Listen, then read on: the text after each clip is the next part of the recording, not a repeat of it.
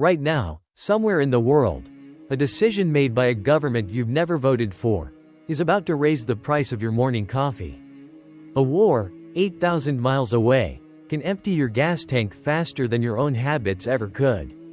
Inflation isn't random. It's engineered, triggered, and sometimes weaponized. In the next 20 minutes, you'll understand exactly how geopolitics quietly reaches into your wallet every single day. And why almost nobody explains it to you in plain language. Macroeconomics sounds like a college class you'd skip. But strip away the jargon, and it's just the study of how money moves through an entire country. Prices, jobs, trade, and debt. All connected, like gears in a machine. When one gear turns in Washington, Beijing, or Moscow, another gear turns in your local grocery store. You don't need a degree to understand it. You just need to see the chain reaction.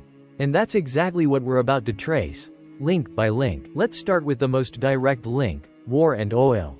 Roughly a third of the world's oil moves through just a handful of choke points. The Strait of Hormuz, the Suez Canal, and key pipelines through conflict zones. When war breaks out near any of them, oil traders panic before a single barrel stops flowing. Because markets price in fear, not just facts. In 2026, crude oil has been trading in the $110 to $125 range, squeezed by exactly this kind of geopolitical tension. And that number shows up at every gas pump on Earth. Oil isn't the only thing that gets stuck. Modern products aren't made in one country. A single phone might cross 6 borders before it reaches you. War, blockades, or even a shipping dispute can freeze that chain instantly. Remember when toilet paper vanished? When car prices spiked because computer chips got stuck overseas? Those weren't random shortages. They were geopolitical friction, showing up on store shelves months later, dressed up as ordinary inflation. So, what is inflation, really? At its core, it's simple. Too much money, chasing too few goods. Governments print money to cover wars, pandemics, or spending promises. Supply chains shrink because of conflict or policy. Put those together, and prices climb. Not because your milk got better, but because the money buying it got weaker. Inflation isn't a mystery. It's arithmetic, wearing a very confusing disguise. To fight inflation, central banks reach for one blunt tool: interest rates. Raise rates, and borrowing money gets more expensive.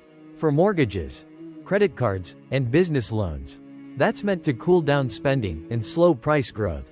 It's like steering a giant ship with a small rudder.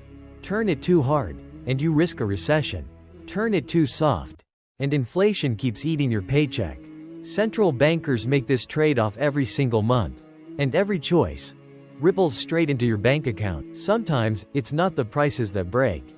It's the currency itself. And when that happens, the numbers on a price tag can start changing faster than your paycheck ever could. Look at Turkey and Argentina. Years of political and monetary mismanagement pushed inflation into double digits year after year. Argentina's annual inflation alone crossed 200% in 2023. And then there are the extreme cases. In Zimbabwe, the currency collapsed so badly that people could carry stacks of trillion-dollar bills just to buy something as simple as bread. Think about that for a second. Money is supposed to make everyday life easier. But what happens when money itself stops working? But here's the part of the story we don't talk about enough. The same global economic system that creates winners and losers has also made many everyday products dramatically cheaper.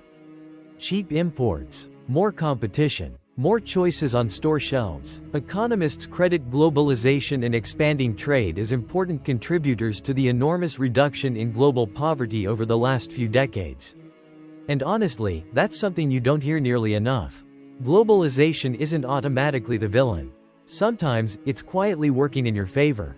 Think about the last time you walked into a store. You probably didn't think about shipping routes, foreign factories, exchange rates, or global supply chains. You just saw the price. But behind that price is a massive system that has been quietly shaping what you can afford for decades. And that's really the point. Economics can sound like it's all about charts, interest rates, and complicated numbers. But underneath all of that, it's about you. Your paycheck, your rent, your groceries, your savings, your everyday life. And if you enjoy videos that break down complicated economic ideas and connect them to things you actually experience in everyday life, stick around. If this video made you see the economy a little differently, consider subscribing to the channel. And if you think someone else would find this interesting, share it with them. I'd also genuinely like to know what you think. Drop your thoughts in the comments. Because at the end of the day, these aren't just economic stories. They're stories about the money in your pocket, and what that money can actually buy. See you in the next one.